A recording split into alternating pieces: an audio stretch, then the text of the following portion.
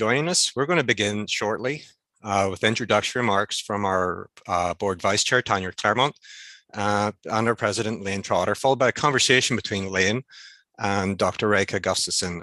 Dr. Gustafson, she's the Vice President of Public Health with the Provincial Health Service Agency and Deputy Provincial Health Officer. We're also going to get an update on the new strategic plan as well as the college's budget for 2022-23. We've got a number of pre-submitted questions. Thank you very much from folks. And we'll be putting some time aside as well for questions at the end. Just remember to ask questions in the chat window and to upvote. But this recording is being recorded. It's also being live streamed. It can be watched on YouTube, and we'll share a link to the recording in the next edition of CAM News. Now, to kick things off, I'm going to turn things over to Tanya and Lane. Thank you very much. Hello, welcome everybody. Such a pleasure to be here with you all. I just wanted to thank everyone for taking the time to be here. I know how busy everyone is, particularly Dr. Gustafson. So honored that you could spend this time with us. So privileged for all the guidance we've received this adventurous past years that we've been through. And just want to publicly acknowledge how proud I am of Camosun's handling of all concerns related to the pandemic, mostly our care for students, which I think was quite exceptional. And I raise my hands to all the leaders on campus who made that possible. Thank you.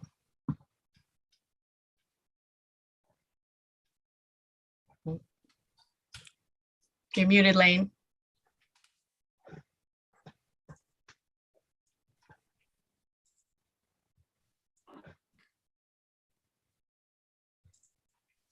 Finally, oh, there, I'm unmuted now. So colleagues, it's very good to be here this afternoon in this digital town hall with all of you. I have to say that I'm so thrilled to be at Camosun. It's coming up on 6 months, and I just first want to thank the Vice Chair of our Board of Governors, Tanya Claremont, for being here. Thank you so much. And I also will thank Dr. Reika Gustafson as well for being here. So since I started with the college in January, I have to say I've been really impressed with the passion and the commitment of faculty and staff at this institution for students. And this is my 5th educational organization. I have to say this is a pretty special place. And I think what makes it special is that we're a learning organization, and I know that I'm constantly learning. And every time I have a chance to meet with colleagues in the institution, I'm learning new things. So thank you for taking the time to speak to me when I'm walking around campus. It is very much appreciated. So I also want to thank our new employees for being here today. I might be just a couple months newer than you, but I think you're going to find this is a pretty incredible place. And I'd also like to say that we've received a wide range of programs today. And I think we're going to have a good discussion on that from the questions that have been submitted, but questions ranging from course load for international students, where we're at with the budget, and the status of our new strategic plan. So I think, again, some really good questions to update the community about where we're at. Also to talk about some of the short-term things we're doing to deal with the deficit by boosting revenue, looking at our enrollment numbers, and that all relates to make sure that this institution continues to be strong and vibrant. With 51 years of history, we want it to be around for at least another 51 years and then counting. So again, what a wonderful, wonderful institution. And now I just want to give a couple of brief updates on a couple of initiatives that we've been working on. So the first update is we're working on the business case for the West Shore Campus Initiative, which is in partnership with Royal Roads University, with the University of Victoria, and obviously ourselves, and now the Justice Institute of British Columbia, to look at building a new campus in downtown Langford in the Goldstream area. And we hope for an announcement by the province in the next little while on that. And I think, again, that will respond to the growing needs in the Langford-Colwood areas, the West Shore, of students where there's a bit of a booming demographic. One of the other things that we've been working on the last little while is, and I want to thank Jeff Wilmshurst for this, is the Center for our Film Production and Digital Media at the Interurban campus. And this is an opportunity for us to create a world-class education with some training programs and facilities that will support Southern Vancouver Island, and beyond, by bringing in film production companies. And we're looking at potentially 3 sound stages. Each sound stage hires 300 people. So we're almost looking at 1,000 well-paying jobs. And we're also bringing forward some interesting things to get that going, such as some micro-credentials. But the programs that we would be looking at developing would be in carpentry, electrical programs for our trade students, new diplomas and certificate programs in digital animation, skills training for people who are already in the industry and need to upgrade given the changes in the industry. So we're working on our business case and we're working with Saanich and other partners, including First Nations, on how we bring this forward. And so we will keep you apprised on how this progresses because this is quite exciting. I also want to let you know about our new student residence and where that stands. So we made a submission to government for new student residents. We're right now working with the Ministry of Advanced Education on that process. The location would be at the Lansdowne campus. And we're right now working on the issues around the number of beds that would be there, the number of services or the types of services that we would need. And so I think this is great because given how hard it is to find housing, anything that we can do to alleviate pressure on the local market helps everybody. And I think that's one of our responsibilities. And I know that that is something that the government is hugely keen on, given some of the other announcements. So again, we're working through it. It's looking very positive, colleagues. And I just want to thank Deb and her team with Ian and our colleagues who have been doing so much work in getting that together. So a couple of interesting things. We have some new programs launching in the fall. A sports management post-degree diploma, a program in education and career planning, a certificate, I believe, in ways of Indigenous leadership and learning, which I think is going to be very important, and of course, a cybersecurity and network support diploma.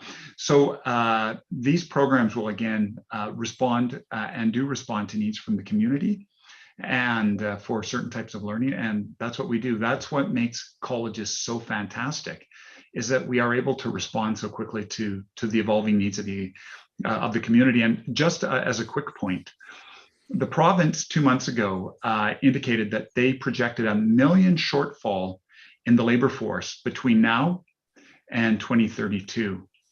So that's 1 million people in British Columbia alone, 2/3 through retirement, 1/3 through economic growth. And right now we can only meet that with 58% of our domestic growth. 27% will be through formal immigration channels, and that leaves 15% or 150,000 jobs. And that's an opportunity for us to step in, and why international education becomes so important, about how we recruit people to come into Canada and how they can support our services and bring their skill sets and perspectives and create that diversity in our community. So I just want to say this week we're celebrating our student awards. I've participated in 2. I have to say they were fantastic. So a big shout out to the faculty and staff in the School of Business for getting that organized, to the foundation for working with the donors, and for the other staff who were there to make that possible. And it's so amazing to see students with their significant others, and to see all of you, frankly. And next week, we're working on, which is going to be great, our first Convocation ceremonies since 2019. And that'll be for students in 2020, 2021, and 2022.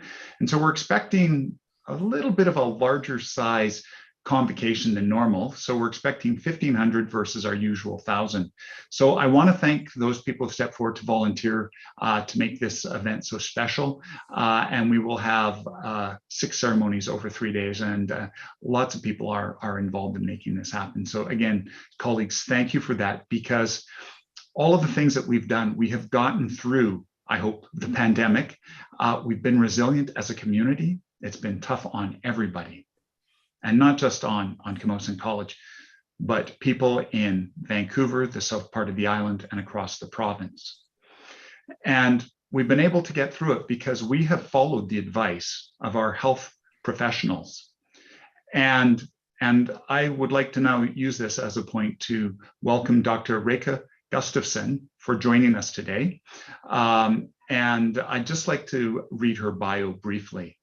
Dr. Reika Gustafson leads the integration of population and public health promotion, planning and prevention across PHSA's clinical programs.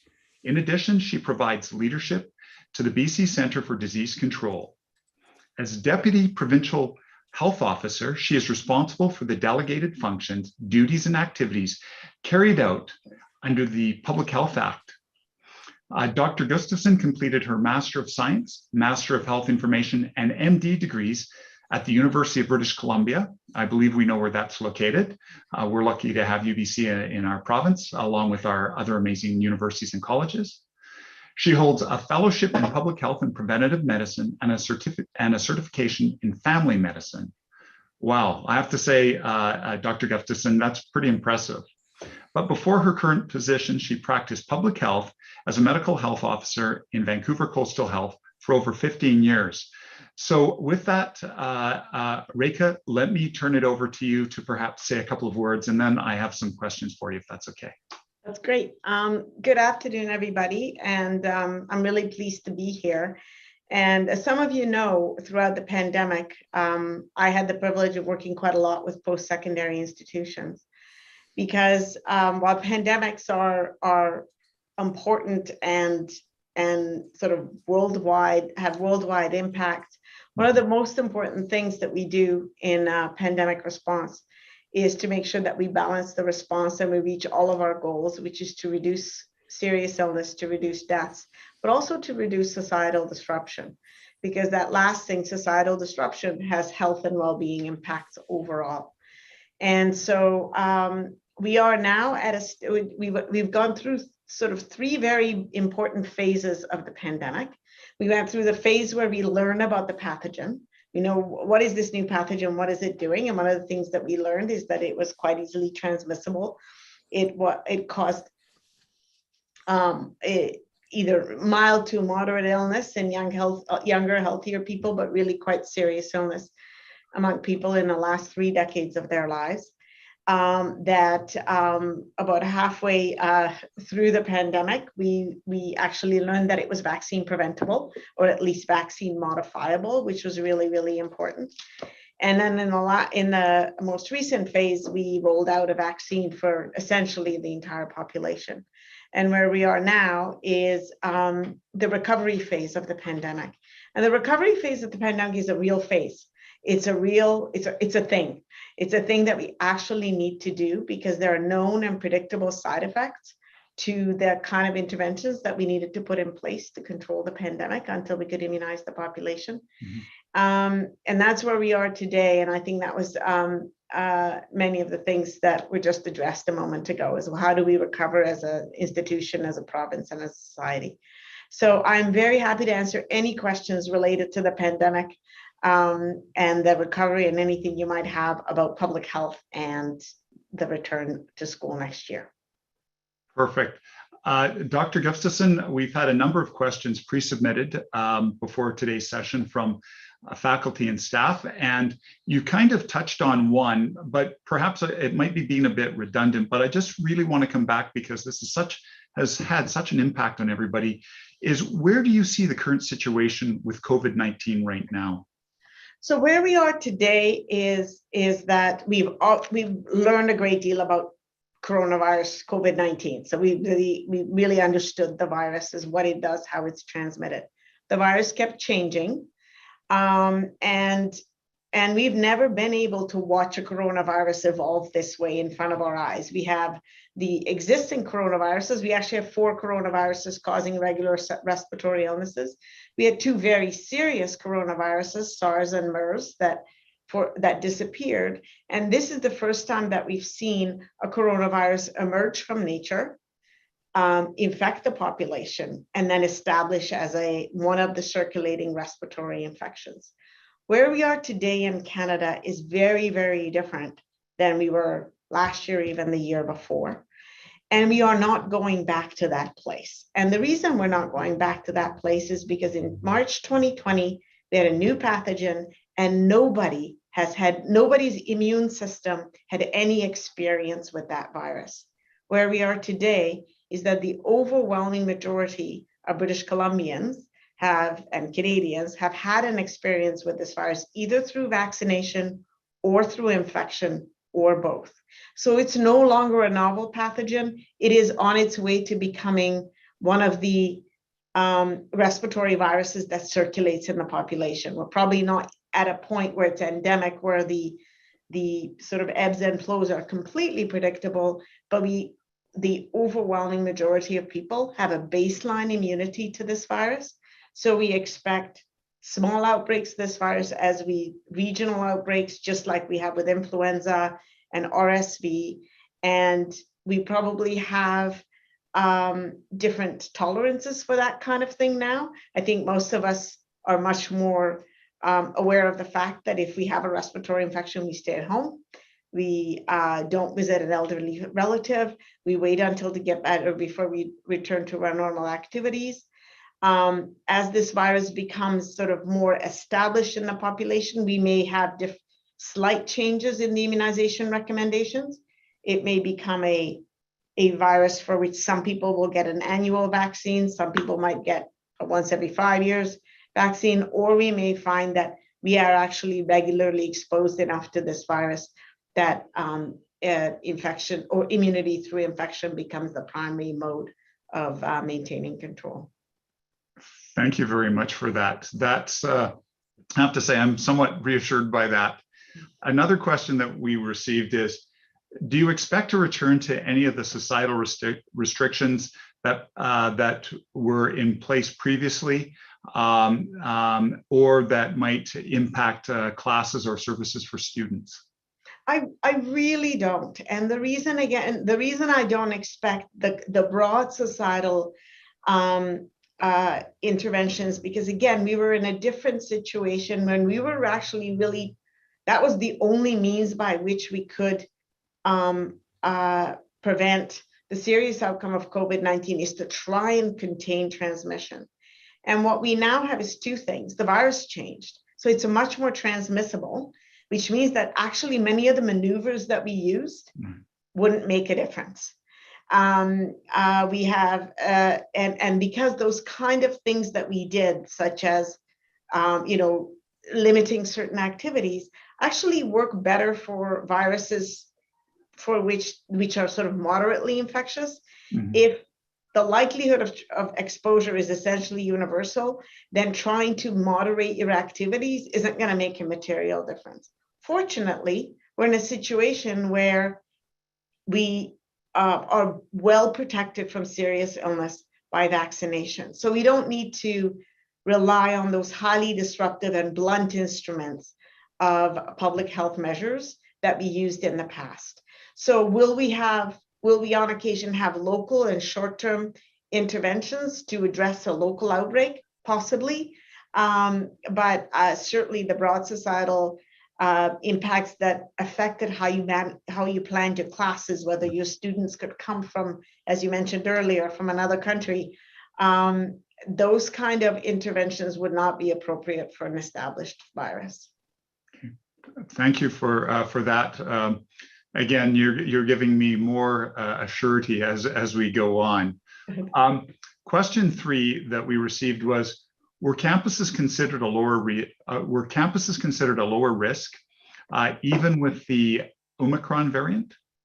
So yes. In fact, we found that even with the Omicron variant, the vast majority of transmission tended to occur in people's homes and it through close social interaction. So the type of structured environments such as a classroom were still relatively lower than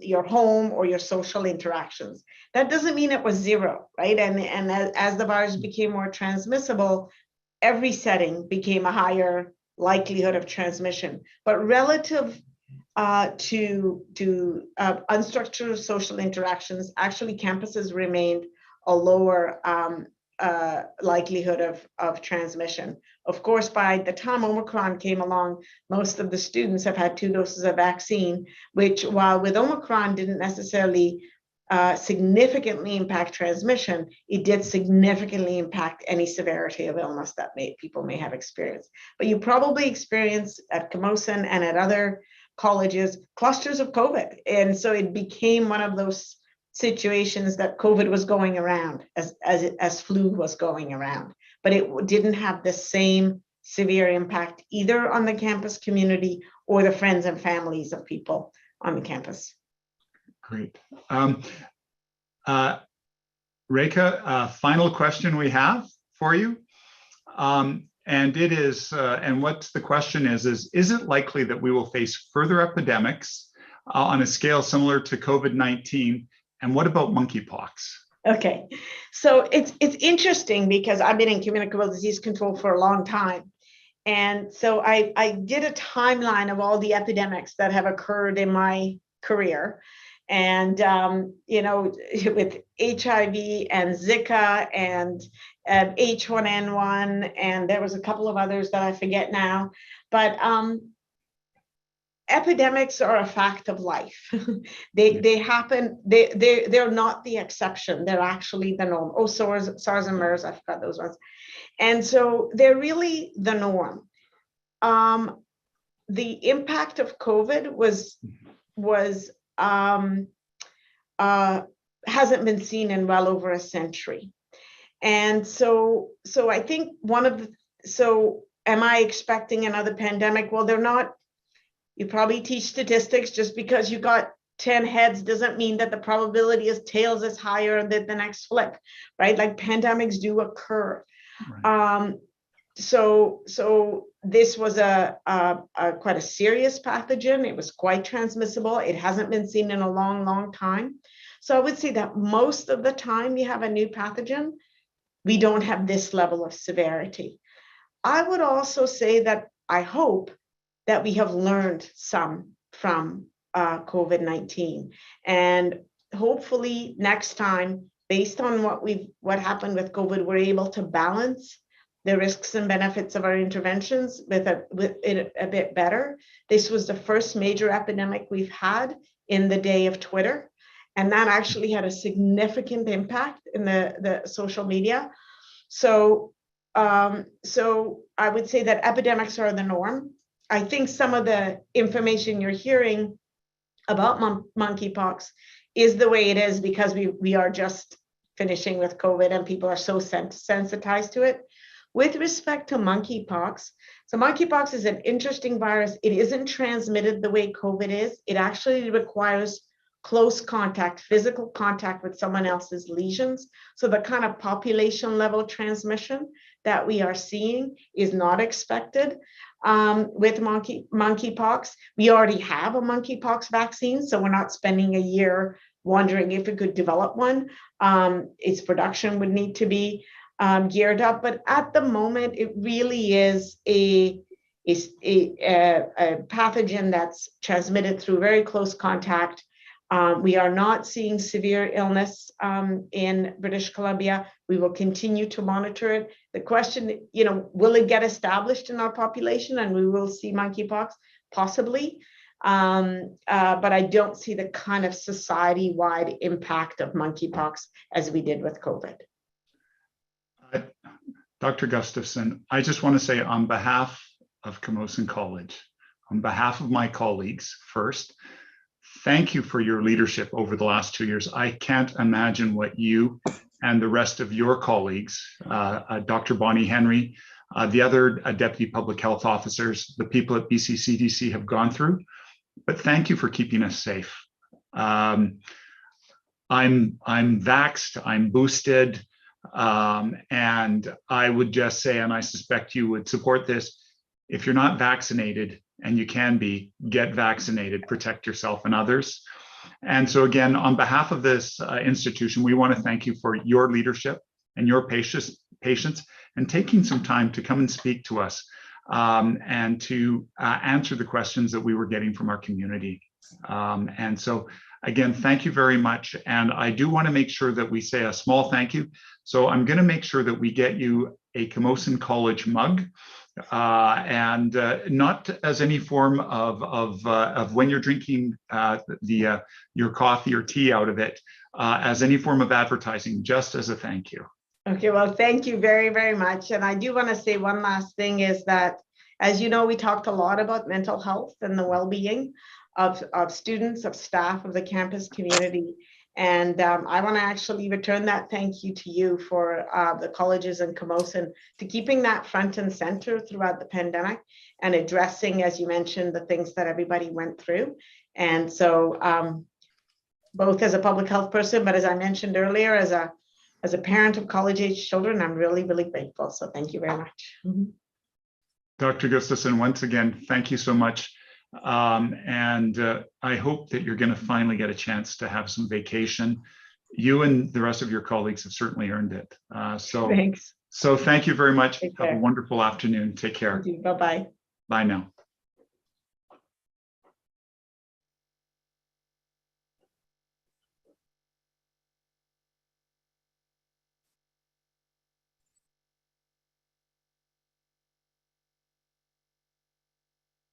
Rodney, can I turn it back to you? Thank you very much, Lane. So thanks, Lane, and thank you very much, Tanya, for your words, and Dr. Gustafson, thank you very much. We're moving on to our next segment now. We're joined by Jen Stone. Jen is the Director of Strategic Initiatives, and her colleague, Rashid Al-Haq. Rashid is an education policy specialist. They've been gathering feedback throughout the college as part of the development of a new 5-year strategic plan. So I'd like to turn it over to Jen and Rashid. Thanks, Rodney. Jen, do you want to start off? Yeah, that'd be great.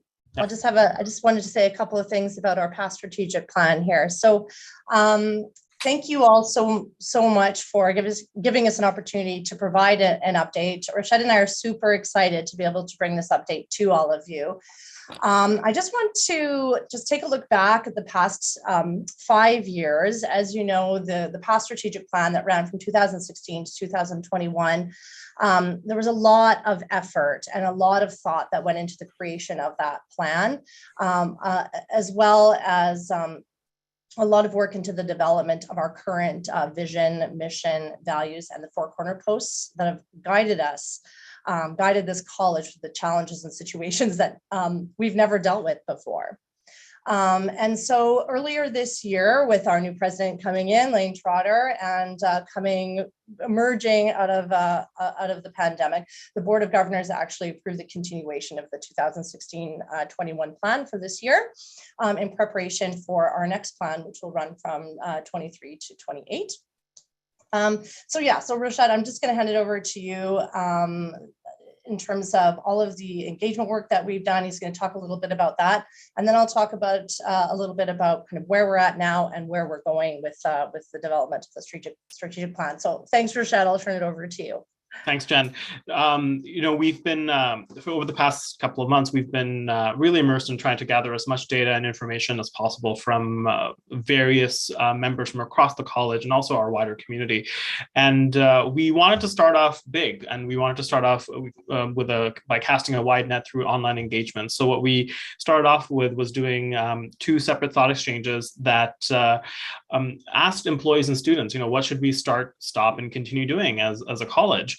And we got hundreds of responses from both groups that really gave us a sense of what was important to our students and employees, what we could do better, but also understand what we're doing really well.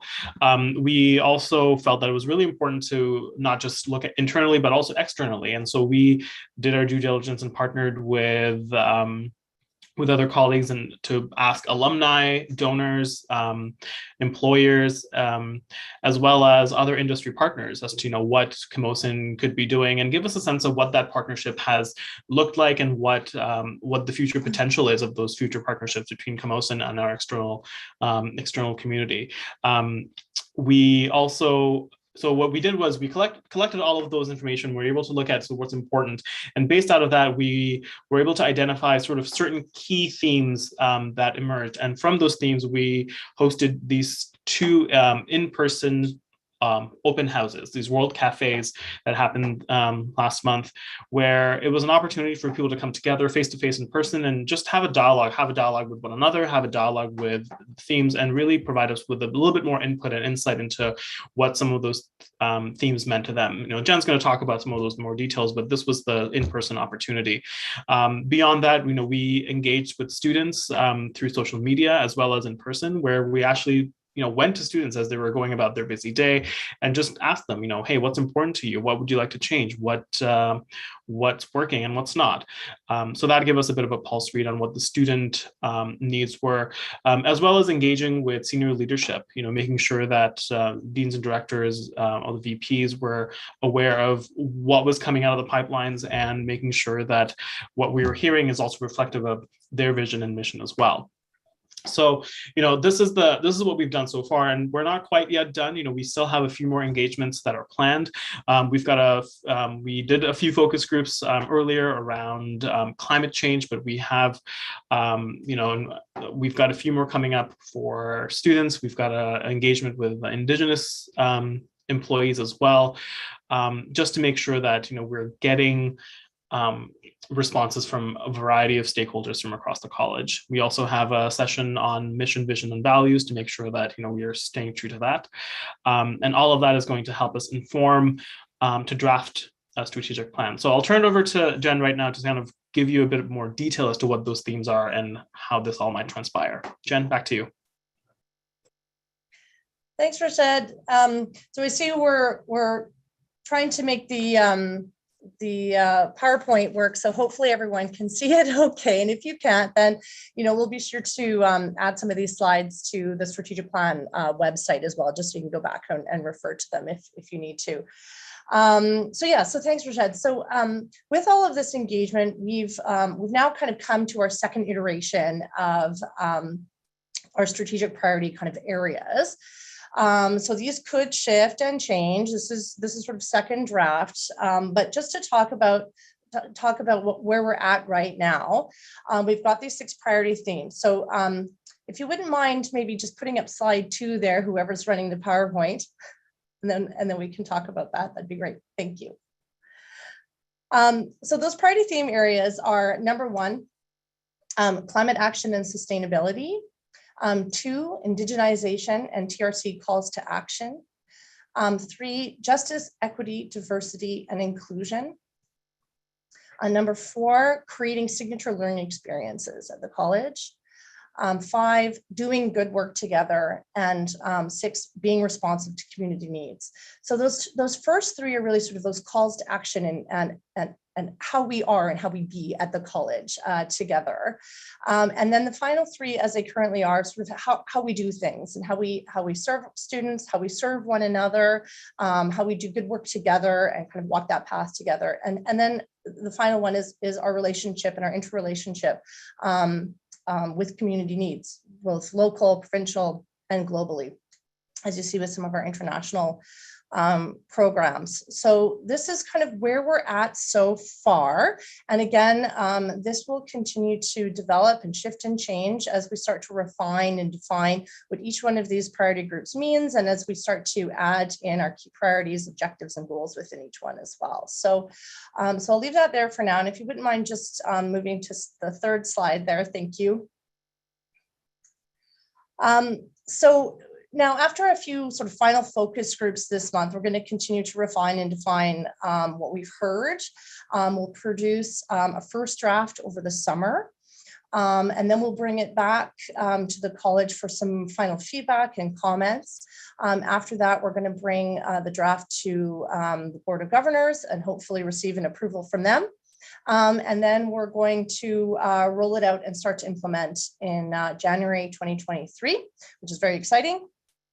And, you know, I think what's really important to think about as we move forward and continue to develop and design this next plan is to remember how interconnected and interrelated all of these strategic priority groups are, how there's sort of elements that are that really represent the connection with the priority areas, but also with the work that each one of us does and how interconnected we all are in the work that we do. So ultimately, what I'm hoping that the plan will do is reflect that and kind of be grounded in all that makes Camosun the incredible learning environment that we're all proud to be a part of. And so with that, before I turn it back over to Rodney, I just want a couple of quick acknowledgements, because there's some folks at the college who have really contributed to the development of the plan so far. So just want to give a real shout out to the Indigenization Committee, to the C4 Climate Action Group. There's a number of people who helped with supporting and planning those open houses, and just really want to thank all the students and all the staff at Camosun so far who have participated in any one of the engagement opportunities. Sharing your voices, your ideas, your perspectives is really, really vital to shaping the next 5 years of Camosun. So thank you all very much for that. And with that, thanks, Rochelle, for your part of the presentation. I'll turn it over to you, Rodney. Hi, thanks very much, Jen, and thank you very much, Rashad. Next, we're joined by Deborah Hoelscher. Deb is Vice President of Administration and Chief Financial Officer for the college. Deborah and her finance team, they've been working hard to complete the fiscal year's accounting. The pandemic has presented a lot of challenges, including an impact on the college's bottom line. So over to you, Deborah. Thank you very much. And there will be a PowerPoint too. Thanks, Rodney. Just wait for the PowerPoint to come up. Good afternoon, everyone. Got a couple of slides that will help explain sort of at a very high level the components of the budget, the revenue and expenditures that are contributing to this year's budget challenge. So as Lane communicated back in April, the college's board has approved deficit budget of 7.3 million. This is the third year where we're anticipating having a deficit since the pandemic hit. In addition to the 7.3 consolidated budget, college executive has identified the need to create capacity up to $1.5 million for priority investments. The college has been operating on a very thin line for the last few years, and we know that there are things that are important to do, things that we must do. So we have to create that capacity. So potentially, we're looking to find up to 8.8 million. So, you know, the opportunity is to identify revenue sources or cost savings, and our preferred method of solving the budget is to identify revenue generation rather than make cost savings. We've made cost savings the last 2 years, and we know that schools and departments are continuing to work with reduced resources. So there's only so much more of that we can do before we negatively impact our operations. So our focus has been on a revenue solution. Just for context, in the first year of the pandemic, we had a deficit of 7.6 million. This past year, it's around 4.3 million. So we've got a cumulative deficit of $12 million. And that has significantly reduced our reserves. So we are challenged to deal with a third deficit, especially one of this size, and maintain our operations. So our board has tasked us with moving out to solve the problem, and that's what we're going to do. So if we can go to the next slide, please, thank you.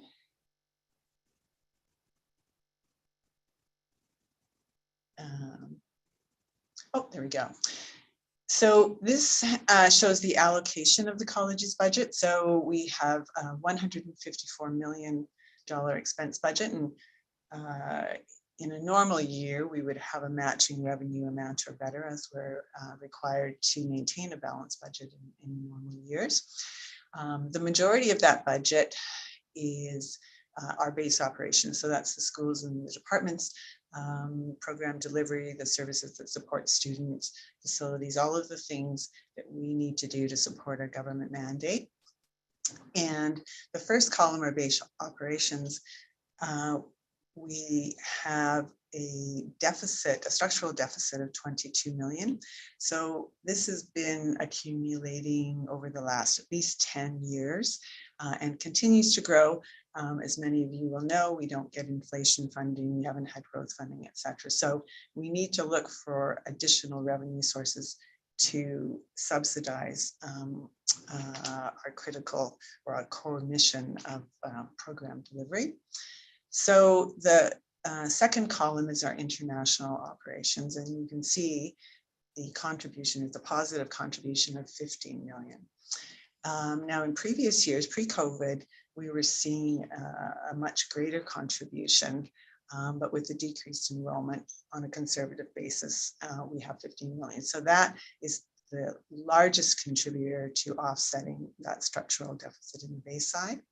So the rest of the activity, there's minimal contribution at this point.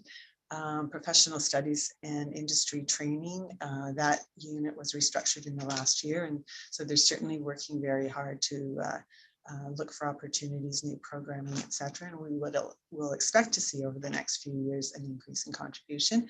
Camosun Innovate's meant to break even.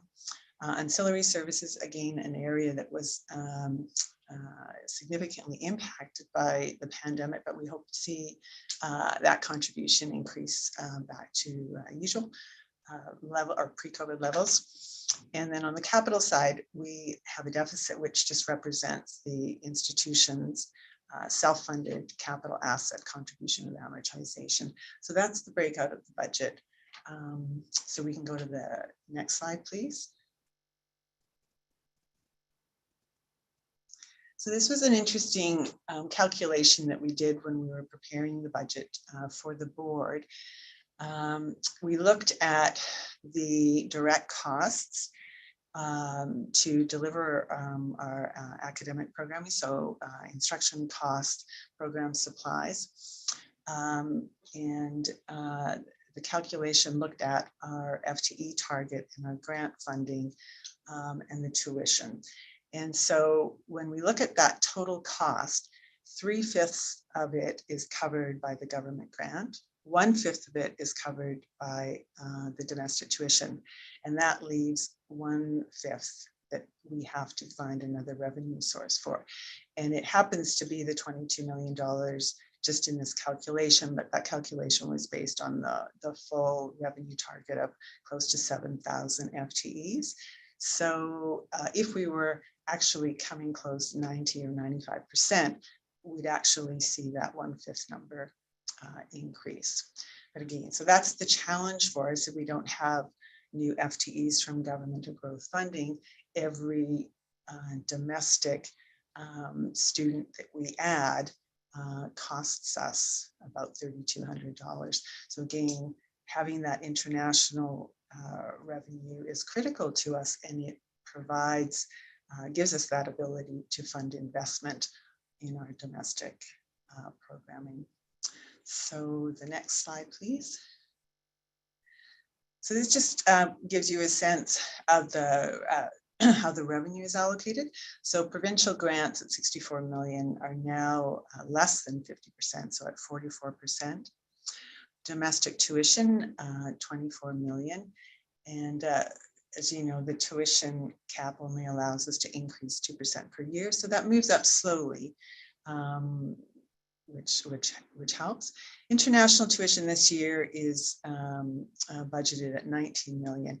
Now pre-COVID, the last year we had around 1,700 students, and our international tuition at that time was 25 million. So we've seen that significant drop, which we had before, and we believe that we're going to be able to get back again. The other areas are just, smaller amounts that come in from capital grants, ancillary services, 7 million, but the largest pieces, of course, is our provincial grant and the 2 tuition revenues. The next slide will give us the breakdown of expenditures. So really clearly, our people are our most valuable asset, and that's how we deliver our education. So salaries and benefits are 77%. That's higher than usual, but it's because of all of the reductions that we've made in the last couple of years in our non-personnel focused on essential spending. So when we are able to get those budgets back to pre-COVID level, it would probably be around 70%. But at this third year into these financial challenges, it's really difficult to find cost savings that aren't going to impact our ability to maintain our operations and to continue delivering quality education programs. So that's, shows you the major components and the pieces that we're dealing with. So what does that mean for solving the problem? Our revenue opportunities largely is relying on the increased international student enrollment. So as I mentioned, we were 1,700 just in the year prior to COVID, before COVID hit. This winter, we were at around 1,300. So even an additional 400 students would be close to 6 million. If we can get 500, and we know there's demand, it's the external factors that impact our ability, study permits, etc. But if we can get back to that level or slightly above, we solve the biggest part of the problem. We're looking at other options. We know that international students haven't always been able to get some of 4 or 5 courses. So we're looking to do what we can for those who want to have that greater load, and some of those things can also add some additional revenues. And as I mentioned before, ancillary services, contract self-funded, professional studies are all areas that we'll be looking to increase. If we aren't successful there for things that we can't control, study permits, global challenges with travel, if they were to come back, then we have to start looking at cost savings. And not hard to find 1 or 2% through efficiency, hiring freeze, those sorts of things that we've been doing on our $154 million budget. But if we have to go beyond that, we need to look at programs and services operations that we might have to scale back. We need to look at the structure of the college. Is there a way that we can make savings or deliver in a better way? And even potentially removing an entire activity stream. With this financial challenge, it's significant, and it would require a significant reduction to manage. This is what all of the, well, not all, there's about 16 institutions in this sector right now who are facing the same challenges we are. And this list that I just shared with you is what our board expects us to look at, what our ministry expects us to look at. So it'll be tough to have those kinds of conversations if we have to, but we believe that the revenue generation is the way to go, and we've been putting all of our efforts into doing that, to supporting the international recruitment team, registration, the schools, etc., and there'll be more to come on that. So we are cautiously optimistic, and we'll know within the next month or so what we have to do, and we'll keep communicating with you as we go along through the year. I think that's it for me. Thank you. Okay. Thank you very much, Deborah. Appreciate that update. Also, just apologies for the technical difficulties there on my end, the production end, whenever we were sharing those PowerPoints. So just apologize, there's a couple of glitches there that we'll work on fixing next time. So we're now going to move to address some of the pre-submitted questions that will be addressed by members of the college executive team. We got a lot of questions. Thank you very much. We have a very engaged college audience. And due to the volume of questions, if we were to work right through them, it would take a long time. So we've tried to theme as best as we can. So we've got members of the college executive team. They're in the wings. We're going to unmute them. We're going to release their cameras so that they can address them. We've got Lane Trotter, President, Jeff Willenhurst, he's the Vice President of Partnerships, John Boris, he's Vice President of Education, Heather Cummings, Vice President, Student Experience, Barb Severin, Executive Director of Human Resources. So we're going to open it up with the first question to Lane. Lane, given the potential deficit situation, are you looking at potential layoffs in a potential school or a specific school or specific department? Thanks for the question. I know there is some trepidation out there. And we do, as you've heard, have a budget challenge that we're working on to resolve. And reductions are the very last resort. My goal is for us to solve the financial challenge together and then move forward so that we can start reinvesting back in students to create that signature student experience that includes providing all students with that amazing education experience they already get, work integrated learning opportunities, an opportunity for an innovation experience, and more. Thanks, Lane. That's all the questions so far until we go to the open chat. Heather, a couple of questions for you.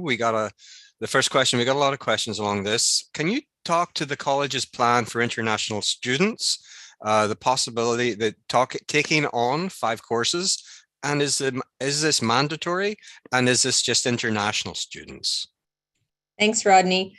I'm so glad this question came up. It actually came up with my team yesterday. So we are not requiring international students to take 5 courses. I just want to be clear on that. What we have done, and this is just a little bit of an explanation because I know where this has come from. So first year new international students, Camosun International registers them for their courses. And many years, it's actually a challenge throughout the summer to get 5 courses for our international students. When we admit a student, we've made an obligation that we will give them 5 courses based on their program plan, the pathway plan that's approved at EDCO. So this year we tweaked some processes so that when international registers those new first year international students, we will register them in 5 courses, but they are not required to keep all 5 courses. They are allowed to adjust their course load based on whatever they need for their well-being. What we will ask, though, is that they meet with somebody from Camosun International prior to dropping classes so that they're making an informed choice, because our international students need to show progression. They need to show that they are working toward their credential. Those are the conditions of their study permit. The other thing is students sometimes drop courses without realizing that they're not going to be able to just pick up that course in the same year. And that one course may, in fact, delay them more than a year. And that is taking a longer time to graduation, and it's requiring additional costs for students if you think about the living allowances, and it's the opportunity cost of not being able to graduate and get on to full-time work.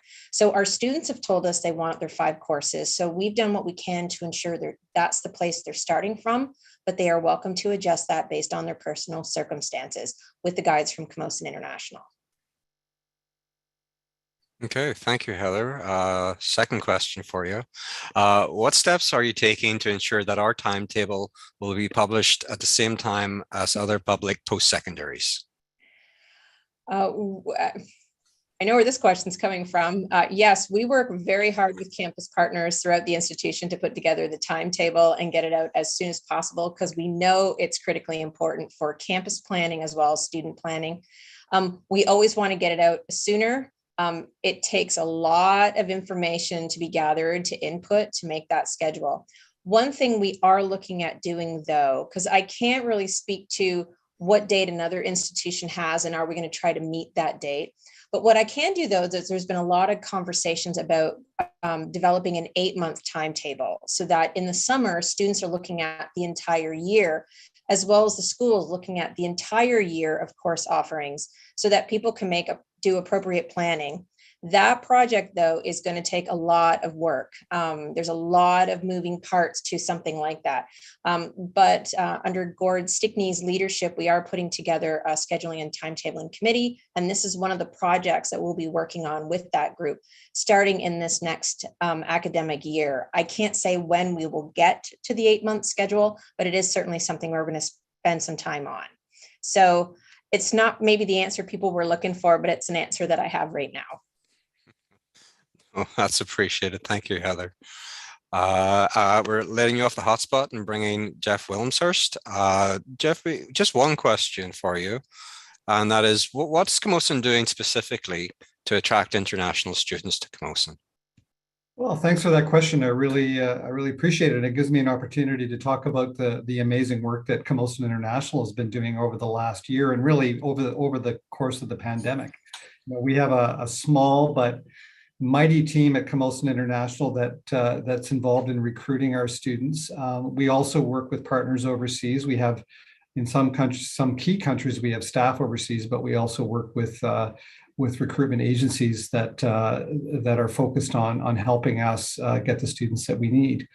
And you know, part of the strategy that we've been working on, and I wanted to show, I'll just hold this up. This pie chart, it's amazing.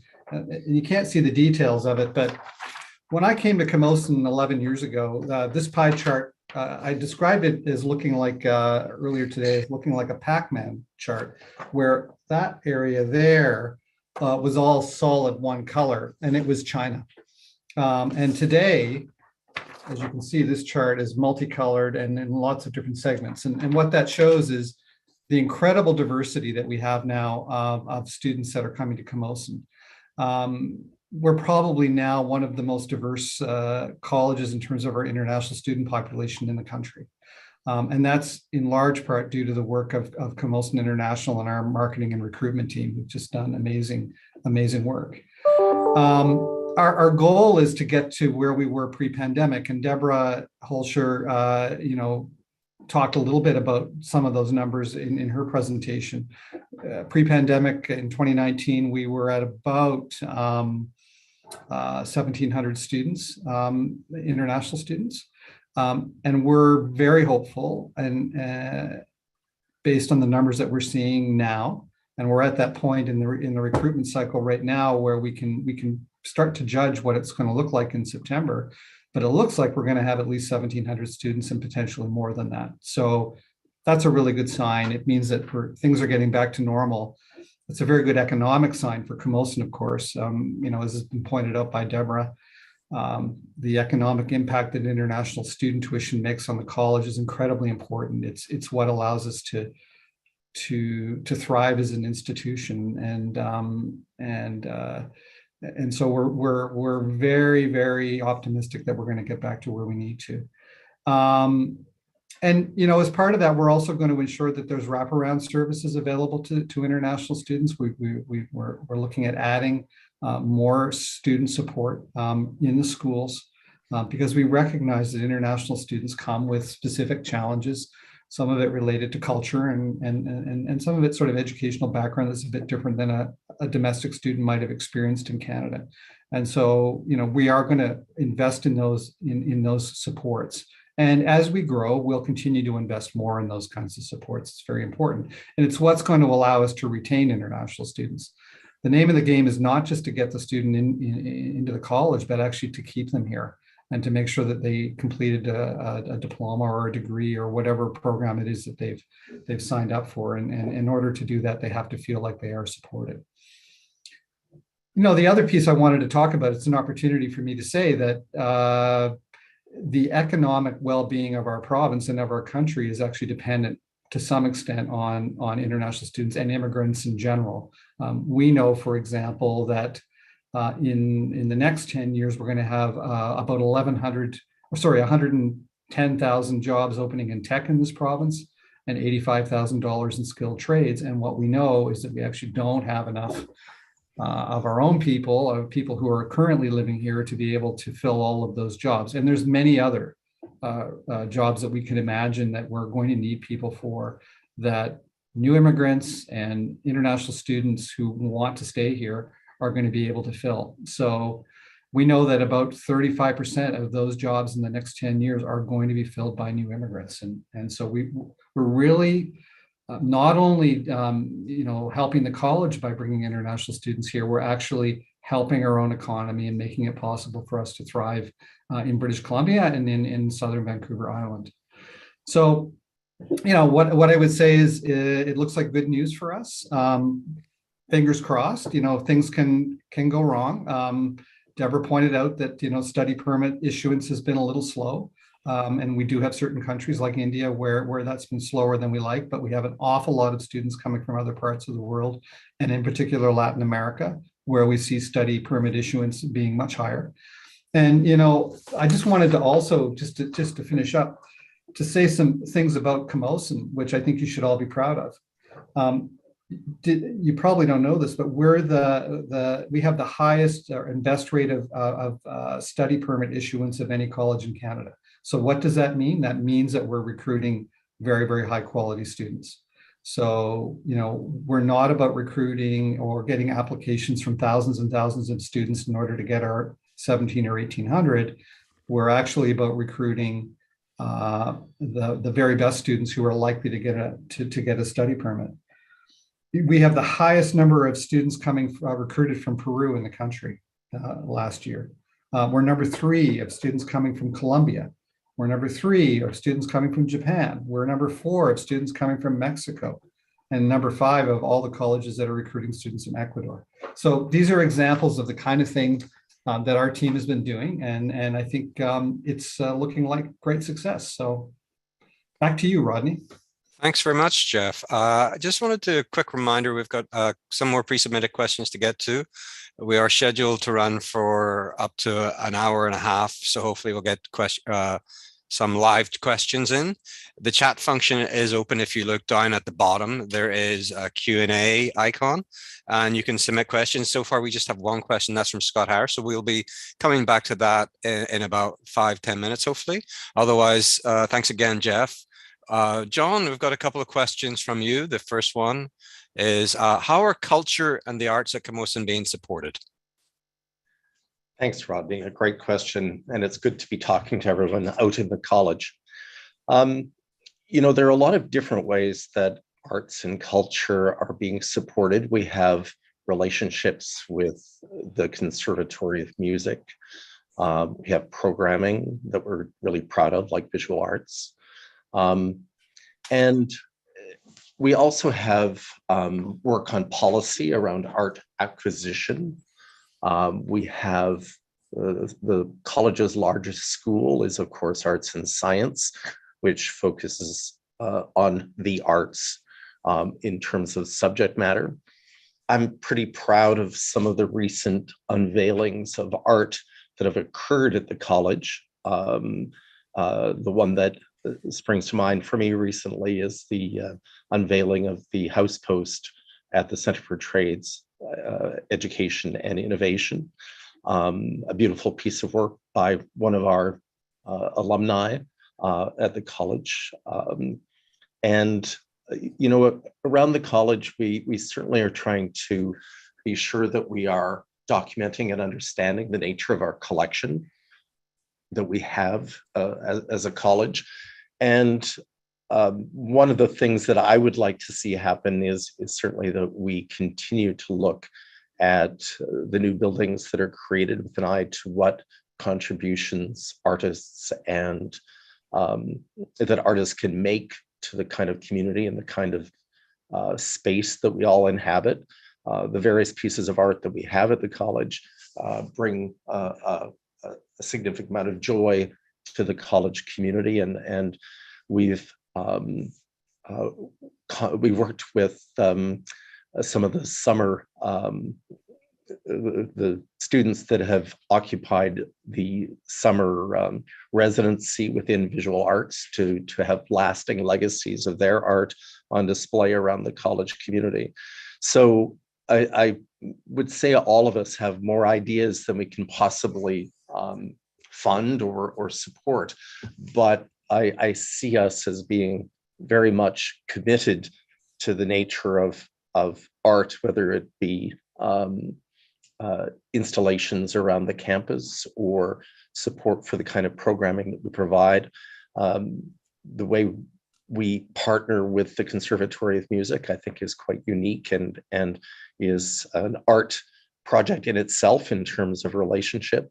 And we're currently discussing the notion of growing out the capacity of visual arts, given the significant demand that exists from international students. So I think all of those provide space for us to grow the capacity that we have to honor and celebrate art.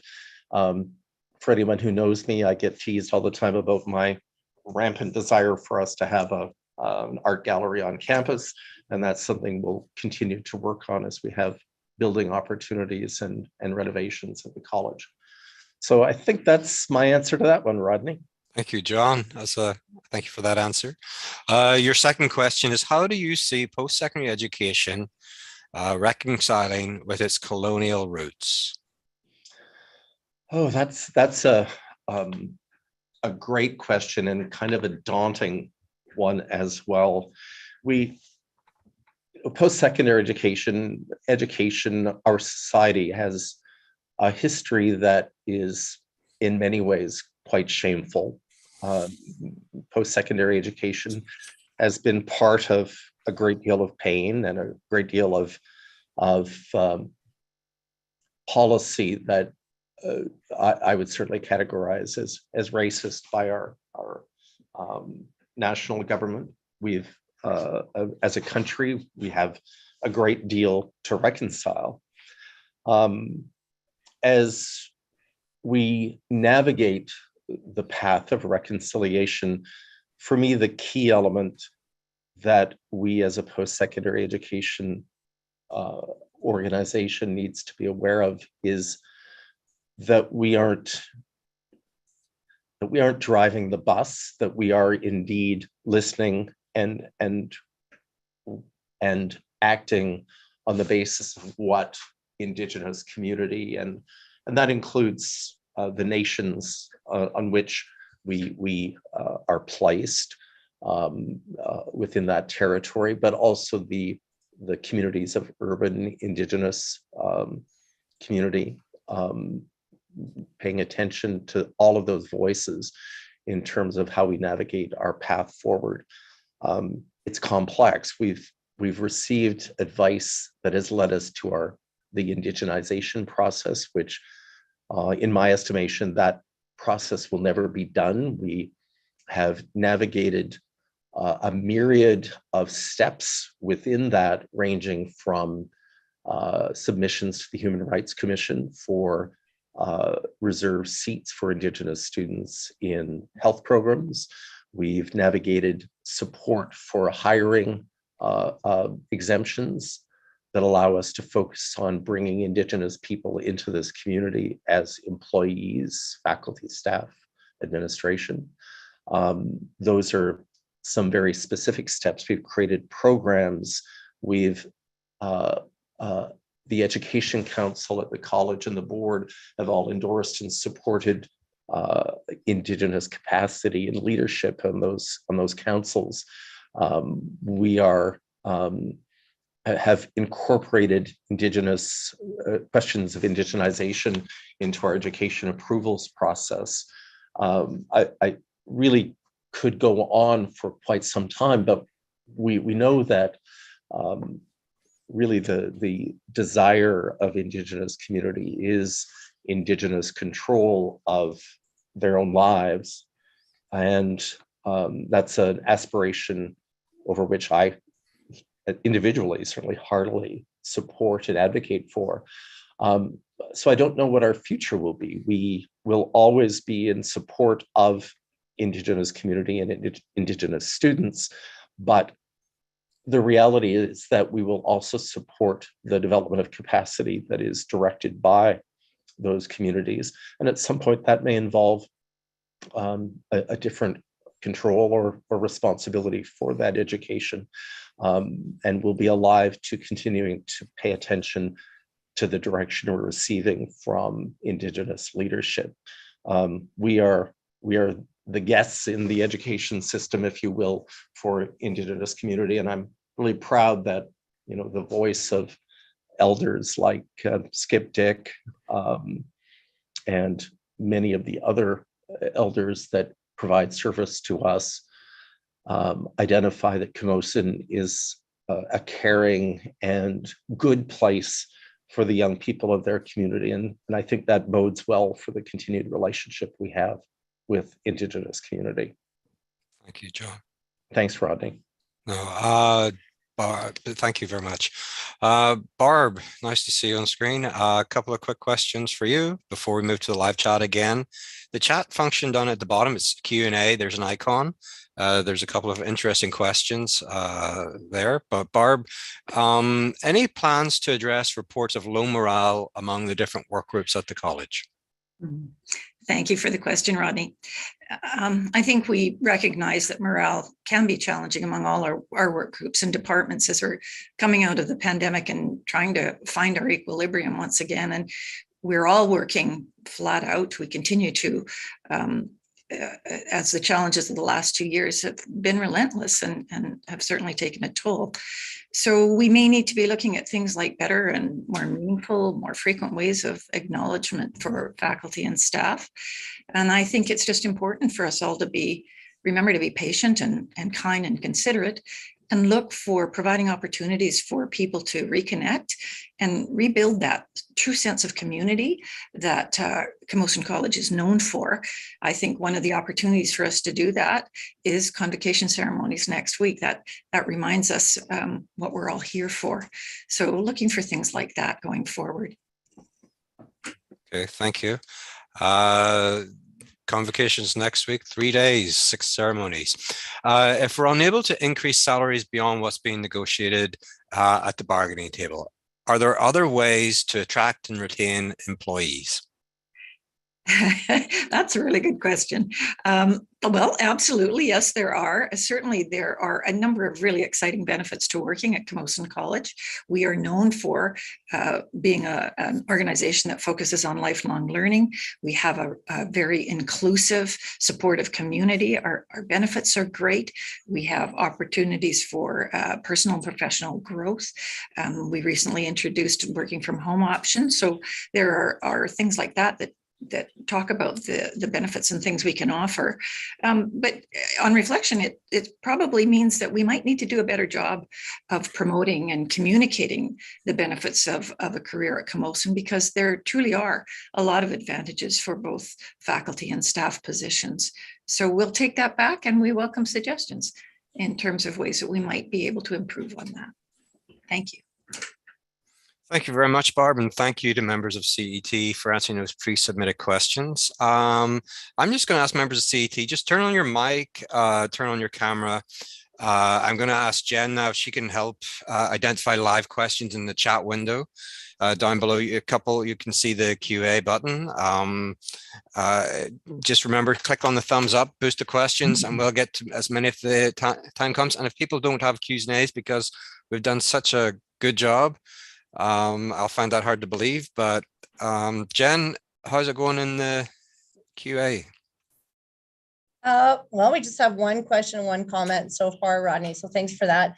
And just a comment that I heard too. I think if people raise their hand, they can't ask questions. They need to ask questions in the Q&A. That's correct, right, Rodney? Correct. Yeah. Yeah. Okay. Just thanks for clarifying that. So we did have one comment, and I'll just raise that. It says, thank you to CI for all your efforts. So just wanted to make sure I gave a shout out there. Yep. And then Ross Jeffrey asks, has Camosun considered making an intro to Indigenous history a mandatory first-year course, like some other Canadian post-secondary schools are, for all students? So John, if I may turn that over to you. Sure. And, it's a conversation that we should keep alive. To this point, we've received advice not to make a mandatory course. And that is based on the belief or the concern that we make it seem like an assignment, something rigid versus really embracing something that is beautiful in a voluntary way. We're trying to create the space for electives to be used by students in more programs so that Indigenous courses are available. But, the beauty and the simplicity of mandatory is, of course, always attractive because it accomplishes something quite quickly and at 100%. But we just don't want to inflame feelings of being put upon in an area that's so important. So I'm happy to have conversations with anyone and everyone about this topic and include that in the deliberations for our next stage of indigenization and our next stage of responses to the Truth and Reconciliation Commission. It certainly has been a debate to this point. Thank you so much, John. Appreciate that. So the next question, I'll turn this over to Heather and Barb. What are the plans for extending and building on I'm assuming this is the work from home program? I can take a first stab at that if you like. Thanks, Barb. Our intention has always been that we will do an evaluation of the work from home pilot over the summer. And so we will be doing that to find out how successful it's been and to learn from any trouble spots that we uncover or things that we might do to improve upon the program. And we intend to do just that. And we'll be communicating more to the college once that evaluation has been conducted over the summer. Thanks so much, Barb. My pleasure. Okay, now we have kind of a fun question, but I'm sure Lane will probably want to answer this. But what is Lane's granddaughter's name? I'm holding up a picture of possibly the cutest baby on the planet. I'm not biased. I want you to know that. Her name is Elsie, and she has Grandpa wrapped around her baby finger already. She's just a little cutie. And I can't believe that my daughter was born at Vic General 28 and a half years ago. And now I have a granddaughter. Where did the 28 and a half years go? I think some of us asked that question, but she's a sweetie. So thank you very much. And I hope you could kind of see the picture and I didn't zoom it out or blur it out, but she's a sweetie. Thank you. Thanks so much, Lane. And thanks for that question. So over to Katie's question now. Do we know where within the college our international students are taking courses? Which schools, programs, areas are popular? So maybe John and then maybe Jeff, do you want to take a stab at that question? I can take that one. Okay, thanks. Yeah, we had some actually very recent stats by Christian and his team this morning on this very question. So the School of Business has long been the most popular destination for international students, and has been, well, probably for more than a decade, I would say, and that's true right across the country, not just at Camosun. So about, if I remember correctly, it's somewhere between 30 and 40% of our international students, probably closer to 40%. I was just trying to find a little chart here, but I think it's about 40% of our international students are in the School of Business. And about, if I remember correctly, and if anyone has the chart in front of them, then maybe correct me, but I think it's 17 or 18% in the School of Arts and Science.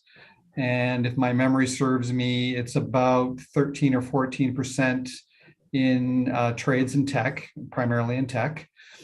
And then a smaller number, maybe 5 or 6% in health and human, and a very small 1 or 2% in sports, in our sports education areas. Did I get that just about right, John? Well, I'm just smiling because it won't add up to 100%. No, it won't, of course. Probably 120% is The numbers were just a bit higher in each of the schools that you identified, but the order is exactly right.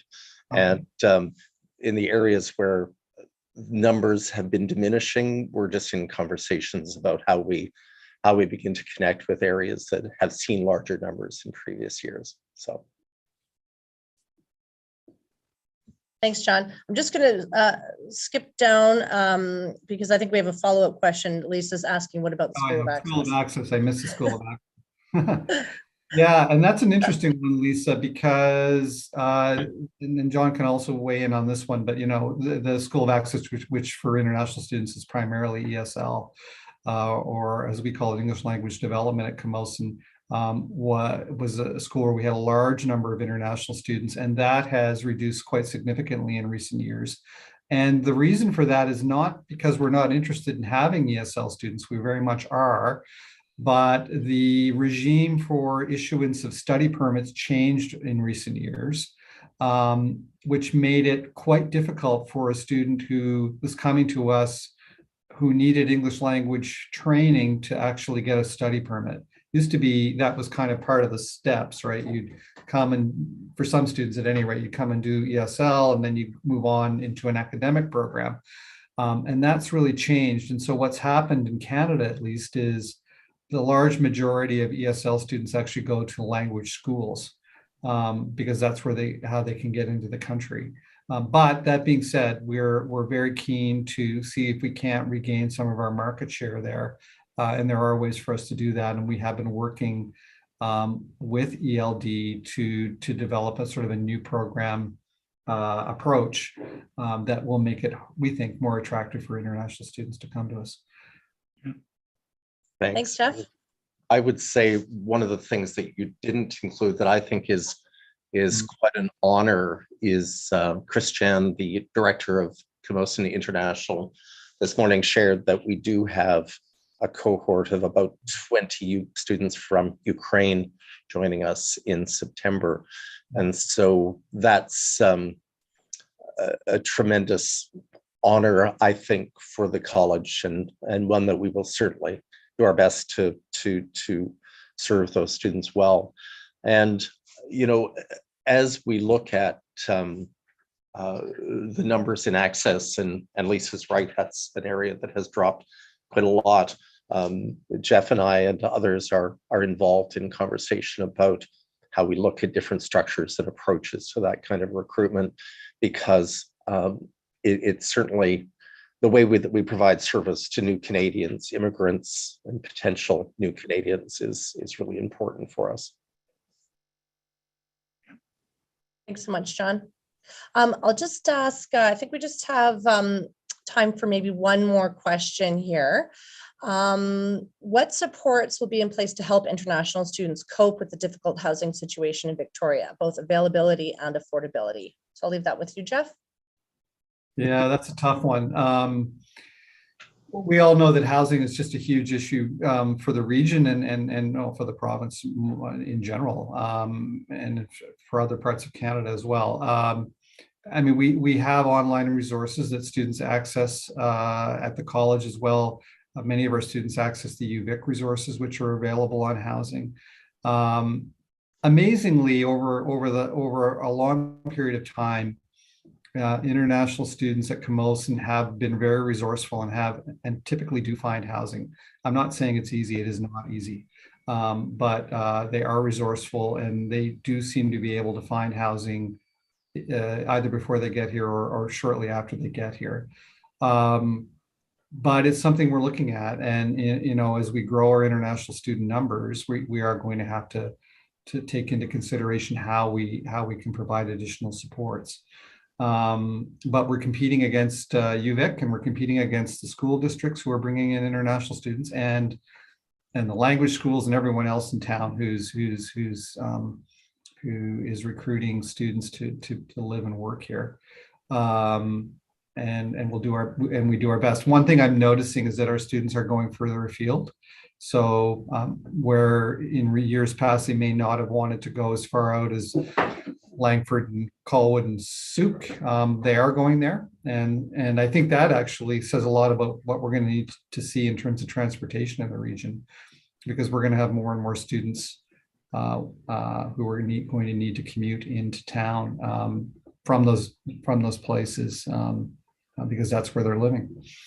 So it's a structural, community-wide issue that we certainly are a part of, and where we can advocate with the province and with the municipalities on housing, we will. And we're hopeful, of course, that maybe one day we'll have housing. That would be a very nice thing. Thank you so much, Jeff. I see we have a couple of more questions in the chat there. Unfortunately, we're not going to be able to get to all of them today. We do need to move on to our closing remarks. Scott Harris did ask something about his beard, and I'm sorry that we won't be able to get to that one. But thank you very much to everyone that answered the questions and provided questions in the chat. I'm going to hand it over to Rodney now, who will be able to talk a little bit more about some of those questions that we didn't get to and provide the closing remarks. So thank you all very much. Thank you very much to everyone who pre-submitted a question. We did theme to try to get them as many as possible. And thank you to everyone who submitted a question through the chat function. And also thank you to members of CET for your good humor and willingness to take them on. So we're just going to wrap things up, bearing in mind we do have a hard out at 4:30. This is all being recorded. It's streamed on YouTube, so we'll send out a link. So just in closing now, I want to turn things over to the Vice Chair for Board of Governors, Tanya Claremont, and then Lane for closing remarks. Tanya, over to you, please. Thank you. Yes, thank you. I always feel like I am very well informed, but what I really enjoy is getting to hear from all the people doing the hard work with their own voices, because at the board meetings, we don't always get to hear from you. So lovely to hear from you about all the great work that's happening. And this has been an amazing space to be a part of. I really feel like I enjoyed this approach and felt really engaged with all of the conversation. Really enjoyed the questions that were coming out, and to see such interest from the community, as John said, an engaged community that wants to be at the table with us. That's just a privilege to see and be a part of, and will invigorate my commitment at the board level to to continue to support all the good work that's happening in our spaces. So I just raise my hands again to everyone, the very hard work I see you all doing, and the appreciation I feel as a board member to be included in such a progressive space. So thank you. Tanya, thank you very much. I just want to say to you and to the other board members that we're very lucky to have the board that we do, that cares about Camosun College, that cares deeply about our students and our employees, and wants to make sure that we're doing well for our community. So thank you for that, and thank you for taking the time, because you also have another job that is what pays your bills. So for you to take the time out to come here today is very much appreciated. And I will raise my hands to you to say, Heichka. So colleagues, CET, members of the community today, thank you for taking time out of your schedules to be here today. It's important that we have these discussions to talk about what's going on. This was my first one.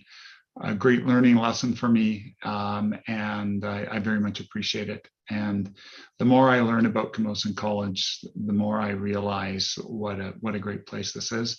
And I know we have some work to do going forward on a number of fronts, but we're going to get there together.